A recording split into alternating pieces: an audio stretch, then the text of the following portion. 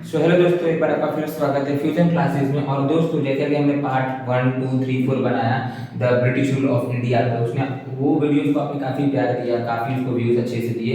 And now we are going to the part 5। ये आखिरी part है इस लेसन का। इसके बाद ये लेसन खत्म हो जाएगा and then we will go to the another lesson.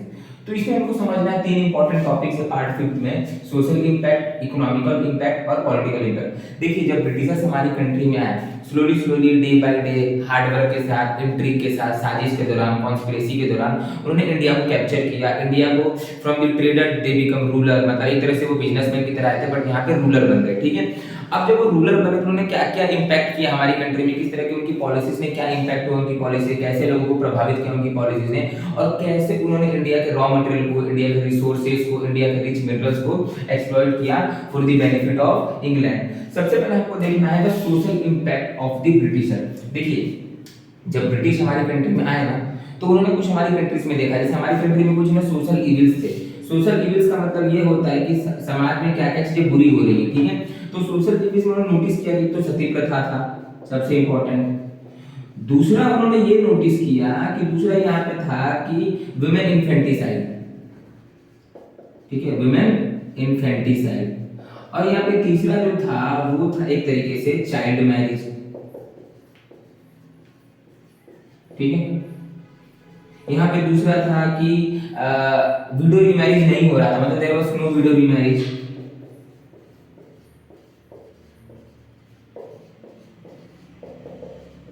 Window remarriage. ठीक है, इस बारे में थोड़ा बहुत बात करेंगे कि विडो रीमैरिज क्या था और कैसे था। सबसे पहले we will talk about the sati प्रथा।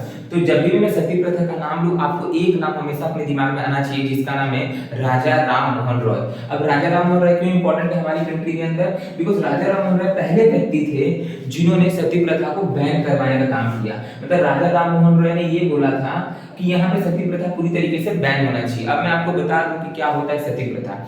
सती प्रथा का मतलब ये होता है कि मान लीजिए कोई लड़की है, ठीक है, उसका हस्बैंड मर गया। ठीक, अब उसका हस्बैंड मर गया तो उस महिला को, उस लड़की को अपने हस्बैंड के साथ चिता पे जिंदा जलना पड़ेगा। मतलब उसके हस्बैंड की लाश रहेगी चिता पे, वो उस लाश को लेकर बैठेगी and she will be die alive by burning, मतलब उसको जल के जिंदा मरना होगा। ये था सती प्रथा। अब ये काफी क्रूवल था। तो यहाँ पे दो व्यक्ति थे, राजा राम मोहन रॉय थे और एक थे राधाकांत देव। राधाकांत देव।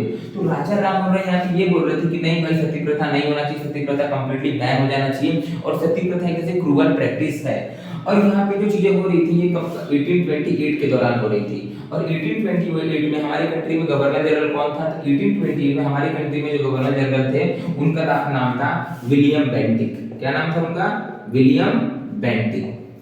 तो एक तरीके से अगर हम समझे ना राजा राम मोहन रॉय के बारे में, Raja Ram Mohan Roy is also known as the father of Bengal renaissance. Bengal renaissance का मतलब ये होता है कि उन्होंने एक तरह से पुनर्जागरण का काम किया था। बंगाल को फिर से कल्चरली और बंगाल की तरह से फिर से पूरी तरीके से जोड़ने का काम किया था, बंगाल को जगाने का काम किया था, पुनर्जागरण। ठीक है, तो यहाँ पे दो लोग थे, एक तो राजा राम मोहन रॉय थे, दूसरे यहाँ पे राधाकांत देव थे।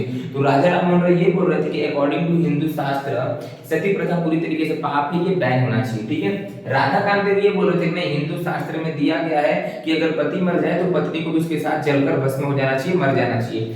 तो राधाकांत देव वाज फेवरिंग द सती प्रथा, वो सती प्रथा के पक्ष में थे और राजा राम मोहन रॉय उसके पक्ष में नहीं थे। सबसे इंपॉर्टेंट हमें समझना है, Raja Ram Mohan Roy considered as the father of Bengal renaissance. ठीक है, तो सोशल इविल था। अब सती प्रथा जब हो रही थी, राजा राम मोहन रॉय उन्होंने डिसाइड किया कि मैं कुछ भी करके सती प्रथा को बैन करवा के ही रहूंगा।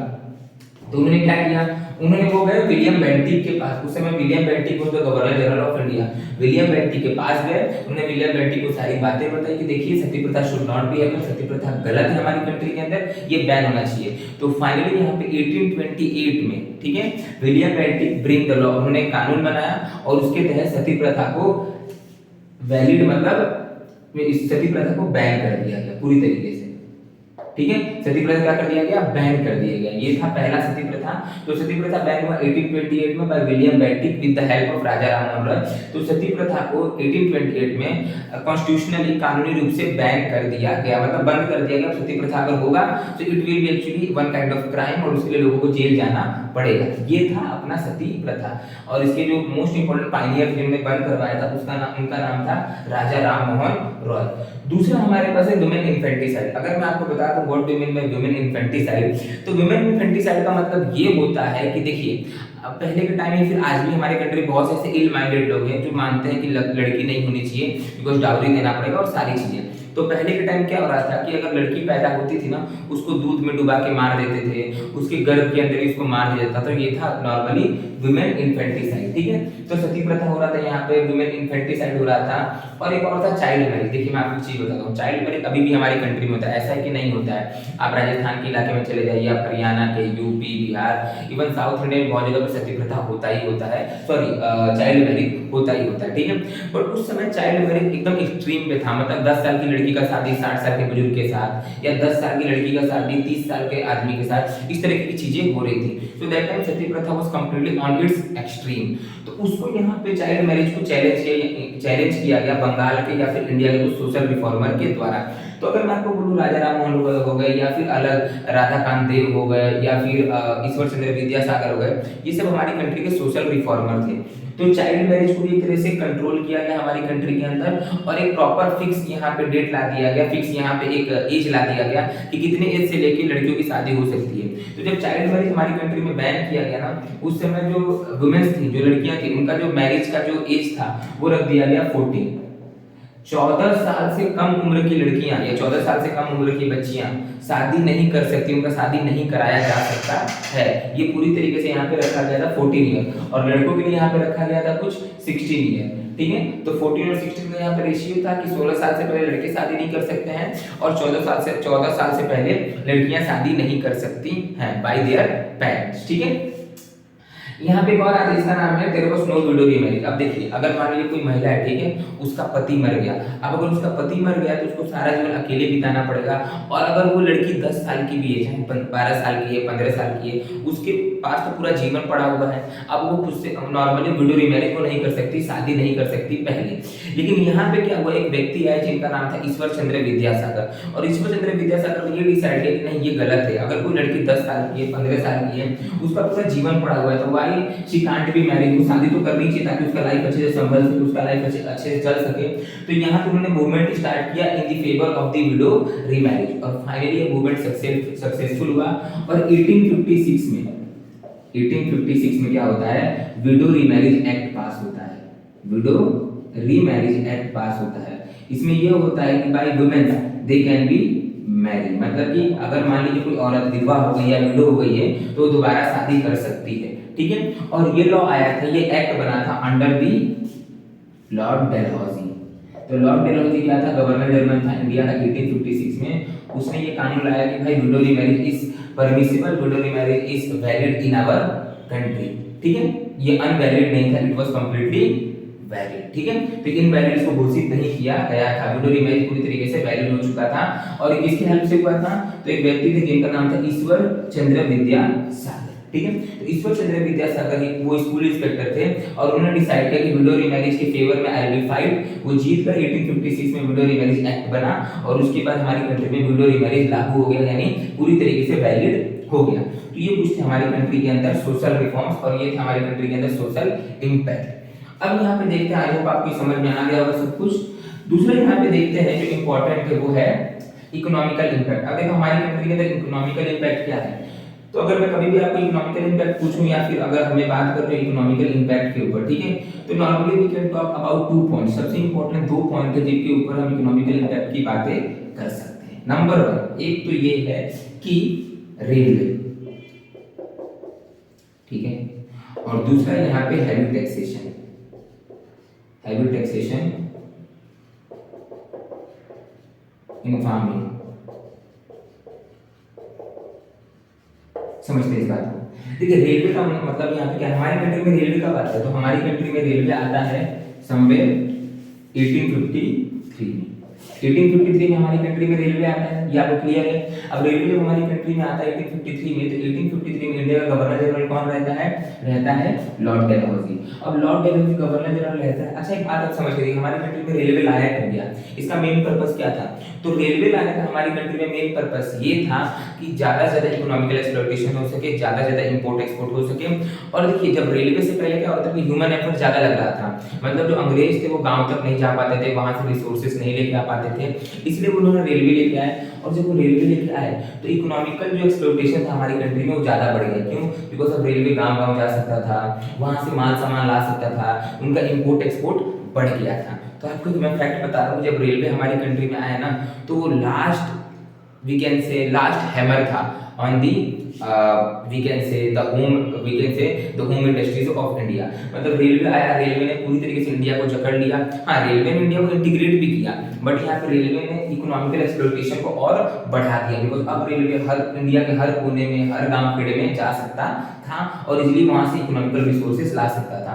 तो यहाँ पे जो इम्पोर्ट एक्सपोर्ट था ब्रिटिशर्स का वो बढ़ गया था, इसलिए इकोनॉमिकल एक्सप्लोटेशन इंक्रीज हो गया था। सबसे इंपॉर्टेंट यहाँ पे रेलवे, ठीक है, एक तो ये हो गया। दूसरा यहाँ पे आता है हैवी टैक्सेशन। अब देखिए हमारी कंट्री में ब्रिटिश आए हुए थे जॉब बिजनेस करने के लिए। बिजनेस का मतलब क्या होता है यहाँ पे? तो बिजनेस बेसिकली मींस यहाँ पे ये होता है कि आपको कोई पैसे कमाने हैं। अब जो पैसे कमाने हैं आपको, तो आपको हैवी टैक्सेशन।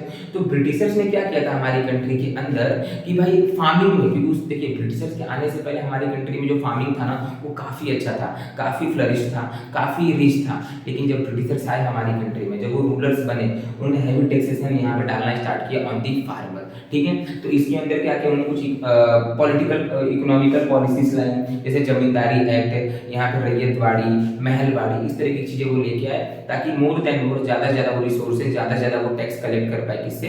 फार्मर से।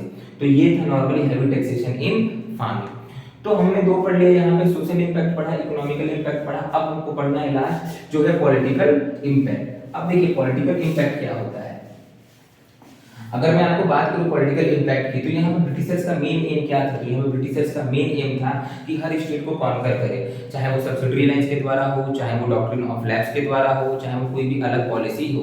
तो यहाँ पे इकोनॉमिकल इंपैक्ट, अगर हम पॉलिटिकल इंपैक्ट देखते हैं तो तीन चार चीजें हमें याद रखनी है। सबसे पहले तो सब्सिडरी अलायंस, एक तो हो गया सब्सिडरी अलायंस। दूसरा क्या होगा यहाँ पे? डॉक्ट्रिन ऑफ लैप्स,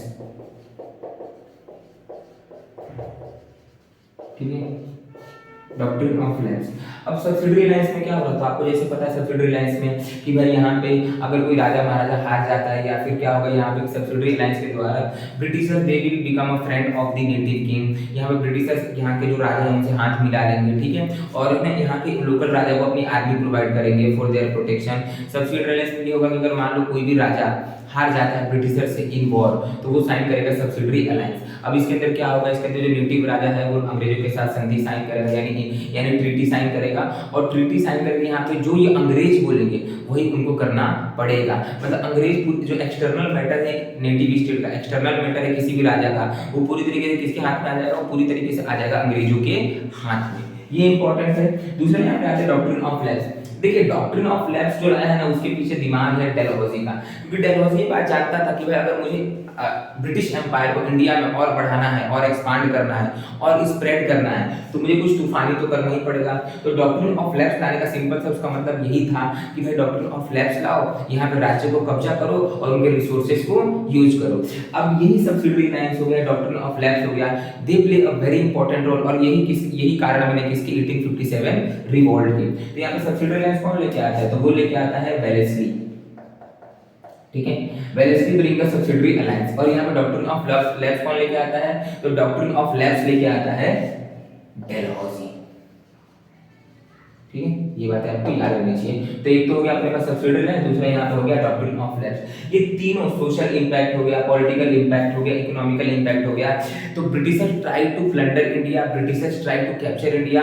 उन्होंने इंडिया को गुलाम बनाने के लिए हर नीति अपनाई, हर पॉलिसी को यहाँ पे डाला ताकि anyhow we can earn more, we can learn more and we can rule India for the longer time. ये उनका मेन उद्देश्य था। हाँ, यहाँ पे बहुत से आपको बताऊं तो कुछ 3-4 इंपॉर्टेंट गवर्नर जनरल्स हैं जिन्होंने इंडिया को कैप्चर करने के लिए बहुत अच्छी रणनीति बनाई। जैसे मैं आपको बता दूं लॉर्ड कॉर्नवालिस। अब लॉर्ड कॉर्नवालिस ने यहाँ पे क्या किया? देखिए मैं आपको एक सिंपल सी बात बताता हूँ कि ब्रिटिशर्स ने हमारी कंट्री पे सिर्फ है ना 3 पिलर्स पे रूल किया, ओनली 3 पिलर्स। पहला पिलर था जुडिशियरी, दूसरा पिलर यहाँ पे था आर्मी, एंड तीसरा civil service. Civil service. Judiciary का मतलब क्या है? लॉर्ड कॉर्नवालिस हमारी कंट्री में आता है और लॉर्ड कॉर्नवालिस ने पता है आपको क्या किया? आज के डेट में आप जितने भी चौकी देख रहे हैं ना, थाने देख रहे हैं, जो अपने आजू बाजू में आप हर सिटी में थाने देखते हैं, चौकी देखते हैं, इसका जो क्रिएशन है वो किसने किया? लॉर्ड कॉर्नवालिस ने। इस लॉर्ड कॉर्नवालिस का मेन पर्पस क्या था? थानों को निर्माण करने का, चौकी बनाने का, ताकि जो भी लोकल यहाँ पे अगर कोई कॉन्स्पिरेसी हो रही हो, कोई साजिश हो रही हो, उसको रोका जा सके। तो आज के डेट में आपके पास चौकी आप देख रहे हैं, थाना देख रहे हैं, ये किसकी देन है? ये देन है लॉर्ड कॉर्नवालिस की। ठीक है, लॉर्ड कॉर्नवालिस ने क्लियरली बोला था कि भाई इंडिया में अगर हमें रूल करना है तो हमें है ना अपना जो इंटरनल स्ट्रेंथ है, जो इंटरनल चीजें उसको मजबूत करनी पड़ेगी। और एक और उसने पोस्ट क्रिएट किया जिसका नाम था दरोगा। आगे बोलते हैं दरोगा जी, भाई दरोगा जी गांव में घूमते रहते हैं। दरोगा पोस्ट यहाँ पे किसने क्रिएट किया? ग्रास रूट लेवल पे कौन काम करता है? दरोगा। और दरोगा को 15 से 20 उसके अंदर में कांस्टेबल्स आते हैं। तो दरोगा is very powerful actually job in India on the grass root level, because दरोगा के अंदर एक पूरा चौकी आता है, एक पूरा पुलिस स्टेशन आता है और दरोगा जी सबको रिमांड पे देते रहते हैं। दरोगा जी देखते रहते हैं एरिया में क्या चल रहा है, क्या नहीं चल रहा है। तो यहाँ पे जो पुलिस चौकी, पुलिस थाना का कॉन्सेप्ट लेके आता है वो लॉर्ड डेलहौजी लेके आता है, सॉरी लॉर्ड कॉर्नवालिस लेके आता है। दूसरा यहाँ पे जुडिशरी भी सेम, यहाँ पे जुडिशरी पूरी तरीके से यूरोप के कंट्रोल में था। अंग्रेज जज आते थे, वो डिसाइड करते थे क्या करना है क्या नहीं करना है। और सिविल सर्विस जो आज के डेट में आप देख रहे हैं अपने पोस्ट आईएएस या फिर आईपीएस और लॉट्स ऑफ अदर पोस्ट भी है सिविल सर्विस के अंदर। सिविल सर्विस का मेन पर्पस यहाँ पे यही था ड्यूरिंग ब्रिटिश रूल, बिकॉज उस समय उसको है ना आईसीएस बोलते थे, इंडियन सिविल सर्विस। ठीक है, तो आईसीएस का मेन पर्पस यहाँ पे यही था कि कुछ भी करके इंडिया में ऐसी पॉलिसी बनाई जाए ताकि इंडिया को रूल कर सकें swiftly without having much more problem. तो लॉर्ड डेलहौजी हो गया या फिर लॉर्ड वॉरेन हेस्टिंग हो गया या फिर लॉर्ड विलियम बेंटिक हो गए, ये कुछ लोग ऐसे थे जिन्होंने इंडिया को कैप्चर करने के लिए काफी अपना योगदान दिया। Positive way for the England but negative way for India.